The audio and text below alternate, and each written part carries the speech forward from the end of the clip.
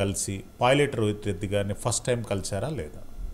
October 22 కాదండి, నాకు July 22 తారీఖున సింహయాజి గారు పరిచయం అయ్యారు. ఓకే, తర్వాత నేను సెప్టెంబర్లో ఢిల్లీకి వెళ్ళినప్పుడు రామచంద్ర భారతి గారు పరిచయం అయ్యారు. పరిచయమైన కాన్సెప్ట్ ఏంటంటే, నా దగ్గర ఇలాంటి ఒక ప్రొడక్ట్ ఉంది, దీన్ని అమ్మాలే, మీకు ఢిల్లీలో ఏదైనా కాంటాక్ట్స్ ఉంటే చెప్పమని చెప్పినప్పుడు కాంటాక్ట్ చేయడం జరిగింది. తర్వాత తను ఒకసారి మా హైదరాబాద్కి విజిట్ చేసినప్పుడు అప్పుడు నేను పైలట్ రోహిత్ రెడ్డి గారిని మా ఇంటికి స్వామీజీకి బ్లెస్సింగ్ తీసుకోమని చెప్పి రమ్మన్నానండి. తను వచ్చాడు, బ్లెస్సింగ్ తీసుకున్నాడు.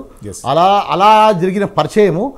తను అరే ఢిల్లీలో వీళ్ళకి చాలా ఇన్ఫ్లుయెన్స్ ఉందన్నారు కదా, నాకు ఒకసారి కనెక్ట్ చేయండి అని చెప్తే నేను తనని పిలవడం జరిగిందండి. నందకుమార్ నిజంగా అంత ఇన్ఫ్లుయెన్షియల్ పర్సనా సార్? ఇప్పుడు పరిచయాలు ఉండడము, ఇప్పుడు మంచికి వాడితే ఏం పర్లేదండి, నేను ఇన్ఫ్లుయెన్స్ పర్సన్ అని చెప్పలేదు. కానీ నాకు అందరితో పరిచయాలు ఉన్నాయి. ఎందుకంటే నేను చేస్తున్న ఇండస్ట్రీ బాగా పిఆర్ సంబంధించింది. అంటే హాస్పిటాలిటీలో ఉన్నా నేను, క్యాటరింగ్, కన్వెన్షన్స్ కానివ్వండి, హోటల్స్ కానివ్వండి, రూమ్స్ కానివ్వండి, ఇవన్నిట్లో అందరికీ అవసరం పడేది. కాబట్టి అందరితో నాకు 10-15 సంవత్సరాల నుంచి ఉన్న రిలేషన్ని నేను ఆ విధంగా మెయింటైన్ చేశానండి. దాన్ని చాలామంది పిఆర్ అని, చాలామంది ఏదో, ఇప్పుడు పిఆర్ అయితే నేను ఏదైనా పైరవులు చేయాలి కదండి, లైజనింగ్ చేయాలి కదా. నేను ఎలాంటి లైజనింగ్ చేయలేదు, ఎలాంటి పైరవులు చేయలేదు. అందరికీ ఏదో వస్తే భోజనం పెట్టడము, అందరితో ఫ్రెండ్షిప్ చేయడం తప్ప ఇంకా వేరే విధమైన ఎట్లాంటి ఆలోచన లేదండి. మీరు ఆ రోజు విజువల్స్లలో మేము చూపిస్తున్నట్టు విజువల్స్లలో మీరు కూడా ఉన్నారు, మీరు కూడా కనిపిస్తున్నారు. అసలుకు మీరు అక్కడ ఉండవలసిన అవసరం ఏముంది? ఆ రోజు జరిగిన సంఘటన ఏంటి, నరేట్ చేస్తారా? అదేనండి, ఇప్పుడు సెప్టెంబర్లో రామచంద్ర భారతి గారు పరిచయం అయిన తర్వాత నేను అక్టోబర్లో 18th అలా 15th 18th pilot Rohit Reddy గారికి మా ఇంటికి వచ్చారు. అప్పుడు ఇక్కడ సింహయాజి గారు, రామచంద్ర భారతి గారు ఇద్దరు మా ఇంట్లో ఉన్నారు. సో ఏదో అంటే పూజల గురించి వాళ్ళు ఎప్పుడు ఈ సామ్రాజ్య లక్ష్మి ఒక పూజ చేయాలనే ఒక కాన్సెప్ట్తో సింహయాజి గారు మా రామచంద్ర భారతిని పిలవడం జరిగింది. అప్పుడు నేను రోహిత్ రెడ్డి గారికి కాల్ చేసి, అన్న ఇట్లా ఒక స్వామి వచ్చాడు, మీరు వచ్చి బ్లెస్సింగ్ తీసుకుంటే పైలట్ రోహిత్ రెడ్డి గారు మా ఇంటికి వచ్చి బ్లెస్సింగ్ తీసుకున్నాడు. తర్వాత వెళ్ళిపోయారు. ఆయన బ్లెస్సింగ్ తీసుకుంటూ వెళ్ళిపోయారు. రాజకీయాలకు ఏం సంబంధం ఉందండి, వాళ్ళు ఊరికి ఎట్లుంటుందండి, పార్టీ వస్తుందా లేదా అని ఎట్లాంటి క్వశ్చన్స్ ఏదో డిస్కస్ చేసుకున్నారు. వాళ్ళు మాట్లాడేటప్పుడు కూడా నేను పక్కన కూర్చున్నాను, ఎందుకంటే వాళ్ళ పర్సనల్ లైఫ్లో మనం ఇంటర్ఫియర్ కావద్దని చెప్పి. అప్పుడు ఈ రోహిత్ రెడ్డి గారు వెళ్ళిపోయిన తర్వాత మరుసటి రోజు ఫోన్ చేసి, అన్న ఈ రామచంద్ర భారతి ఎవరు, ఈ సింహయాజి ఎవరు అని ఎంక్వైరీ చేయడం జరిగింది.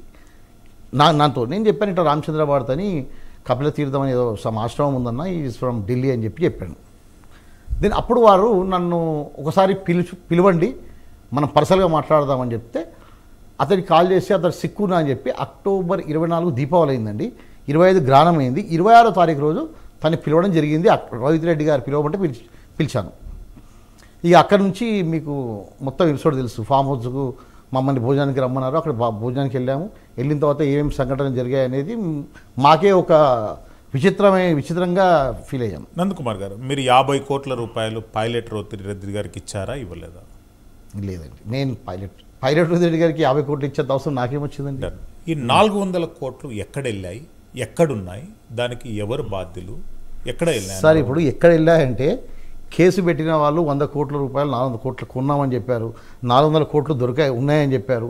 వాళ్ళు చెప్పాలి ఇన్వెస్టిగేషన్లో. ఇప్పుడు అందుకే ఏమంటున్నాను శ్రీశైలం గారు, ఇది ఇన్వెస్టిగేషన్ నడుస్తుంది. ఓకే, ఇన్వెస్టిగేషన్ నడుస్తున్నప్పుడు మనము దీని గురించి ఎక్కువ డిస్కస్ చేస్తే ఈ మ్యాటర్ మనం కోర్టుని ఉల్లంఘించినట్టు. కాబట్టి నేను మరలా ఒకసారి ఈ ఎపిసోడ్ కంప్లీట్గా బ్రీఫ్లీగా చెప్తాను నేను. ఎందుకంటే ఇది కోర్టు నుంచి ఒకసారి సిట్టా సిబిఐయా అని తెలిసినప్పుడు మనం మరలా ఒకసారి దీని కంప్లీట్ ఈ ఎపిసోడ్ గురించే మాట్లాడదాం. అంటే హైకోర్టు, సుప్రీంకోర్టులో కూడా సిట్టును బలపరుస్తూ చాలా వరకు జడ్జిమెంట్స్ అనేది ఇవ్వడం జరిగింది.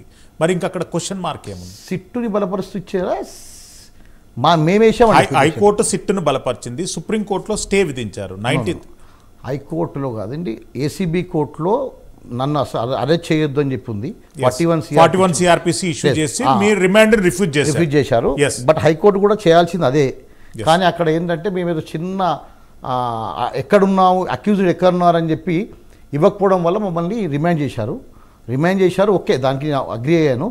తర్వాత సింగిల్ బెంచ్లో ఈ విషయం మేమేంటంటే ఇది పారదర్శకంగా విచారణ జరుగుతలేదని చెప్పి మేము హైకోర్టులో పిటిషన్ వేసాము. ఆ పిటిషన్లో మా ఫేవర్గా దీన్ని సిబిఐకి పంపించాలని చెప్పి సింగిల్ బెంచ్ ఇచ్చిందండి. దీనిపైన వాళ్ళు డబుల్ బెంచ్కి వెళ్ళారు. డబుల్ బెంచ్, డివిజన్ బెంచ్ కూడా సేమ్ ఇది సిబిఐకి పోయిందండి. తర్వాత దీన్ని వాళ్ళు ఛాలెంజ్ చేస్తూ, సెకండ్ డివిజన్ బెంచ్ ఛాలెంజ్ చేస్తూ సుప్రీంకోర్టుకి వెళ్ళింది. సుప్రీంకోర్టులో ఇప్పుడు సిబిఐ సిట్టా అని డిసైడ్ చేయాలండి. అది పెండింగ్ ఉంది.